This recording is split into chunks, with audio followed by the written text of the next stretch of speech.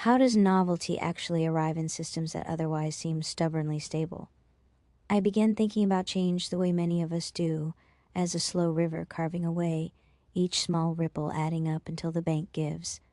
But the more I followed evidence across fossils, lives, and signs, the more I kept returning to that question. I want to map how my reading forces three moves at once. First, Whitehead reframes what a single episode of becoming is. Second, punctuated equilibrium shows how the tempo of biological change is distributed across time. Third, catastrophe theory gives a formal grammar for those abrupt transitions. Along the way, anthropology and biosemiotics supply the lived, cultural, and semiotic examples that turn formal patterns into real-world stories. Whitehead's actual occasion might reshape how you perceive events entirely. His core insight is profoundly illuminating. Becoming itself is not a continuous process, but a sequence composed of countless discrete atomic acts of creation, quote-unquote actual occasions. This is analogous to Zeno's paradoxes, which analyze that seemingly smooth motion is actually the accumulation of indivisible moments. Each occasion is like an independent integration capsule, brief yet complete, absorbing past influences and injecting a fresh, distinct presence into the unfolding world. He dubs this creative advance, treating creativity as the core principle, yet leaves its inner mechanics unexplained, merely labeling it a metaphysical foundation. This bothered me deeply. It felt like being handed a magical tool and only told it works, with no clue as to how. Then suddenly I think maybe punctuated equilibrium filled a piece of the empirical gap. Gould and Eldredge showed us that morphological change across deep time concentrates into episodes. The fossil record often contains long longevity, followed by relatively quick rearrangements. Anthropology then supplies analogs in human history. A long period of linguistic stasis can be interrupted by a rapid symbolic innovation. Ritual systems can rearrange in a generation, and social institutions reorganize in ways that ripple through material culture. Biosemiotics connects those rearrangements to sign processes. When sign-making pathways restructure, whole patterns of organismal and cultural response shift with startling speed. And catastrophe theory might also provide the language I needed to say why those shifts can be sudden. Renee Tom's catalog of singularities offers simple geometries for how smooth changes in parameters can produce abrupt qualitative change in system behavior. I learned to see Waddington's epigenetic landscape as a catastrophe diagram. Developmental trajectories are guided along valleys, and changing parameters can cause valleys to split, merge, or flip. That gives a compact description of why a population or developmental system can stay on one trajectory until a parameter variation produces a new attractor landscape, and then the express form jumps to a new valley. Bringing these together taught me something practical. Whitehead's actual occasions become the discrete events that compose an attractor landscape. Punctuated equilibrium describes the empirical distribution of those events across time.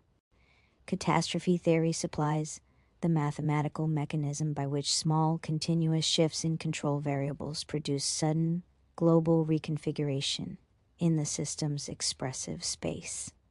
Anthropology and biosemiotics supply the content that fills those formal terms: practices, signs, developmental programs, ecological interactions, and cultural scaffolds. Each domain converts abstract singularities into specific episodes you can point to in rock layers, in language families, and in ritual archives. A species can maintain morphological identity for long geological spans, while its underlying implementation parameters move slowly. When those parameters reach a bifurcation, morphology can jump in ways that the record preserves as punctuated change. Anthropology supplies vivid examples of the same pattern at cultural scale. The adoption of agriculture reorganized human social, economic, and symbolic life in a few centuries in many regions. My readings in ritual and material culture convinced me that symbolic repertoires can accumulate latent reconfigurations for a long time, and then crystallize rapidly when social and ecological parameters move into a new regime. Biosemiotics clarifies the connectivity. Changes in sign-making affordances alter the very way organisms or cultures interpret and act. So a semiotic reconfiguration produces downstream morphological and behavioral shifts. A set of paths carved into a landscape by repeated footsteps. The path stays recognizably the same as long as foot traffic follows the same incentives. If rainfall, population flow, or a new obstacle change the incentives slowly, foot traffic shifts subtly until people begin to prefer a different route. That new route can appear almost overnight when the incentive structure pushes traffic over a ridge, a braided river. Sediment deposition gradually changes bed slope. The channel reorganizes suddenly when a threshold is reached, but the underlying geomorphic forces had been at work for ages. Let's return to the original itch. Why does novelty arrive at specific times rather than continuously arriving in tiny increments? Novelty appears when continuous internal and external parameter changes alter the attractor geometry sufficiently to redirect generative dynamics. The actual occasions remain discrete events throughout. Continuity and pattern emerges because discrete events collectively stabilize new attractors. That is how the world accrues durable forms. Plainly stated, the sequence is: discrete events compose emergent continuity, slow parameter drift reshapes the landscape, and sudden reconfiguration produces observable punctuations. And I'll leave this with a provocation.